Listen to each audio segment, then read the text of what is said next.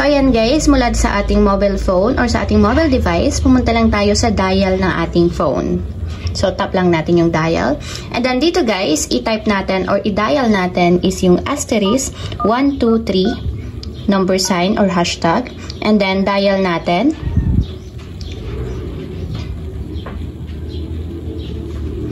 And then, pagka-dial guys, piliin lang natin dito yung all data. So, kung makikita nyo, yung all data is nasa number 8. So, ang itatype natin is number 8. Then, kapag ilagay nyo na yung number 8, tap natin yung send. And then, after naman yan guys, dito is piliin nyo yung all data plus. So, nasa number 2 siya. Itatype naman natin is number 2. So, pagka-type ng number 2, tap natin yung send. So, ayan guys, kung makikita nyo, meron kayong tatlong pagpipilian para sa All Data Plus. So, yung una is yung 2 GB na good for 3 days na siya na worth 75 pesos.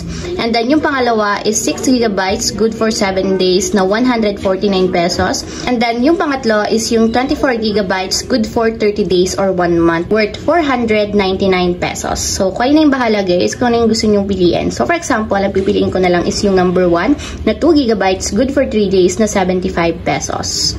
So, tatype ko lang yung number 1 and then tap send. Ito naman yan guys, dito is piliin lang natin yung number 1 para makapag-subscribe tayo. Then, pag ilagay ng number 1, tap natin yung send. And ayan guys, after nyan, may magsasend sa atin na nakalagay is nakaregister na tayo sa All Data Plus na merong 2 GB good for 3 days na 75 pesos. So, ayun lang guys, ganoon lang kasimple kung paano nga ba mag-register ng All Data Plus sa TNT with call and text.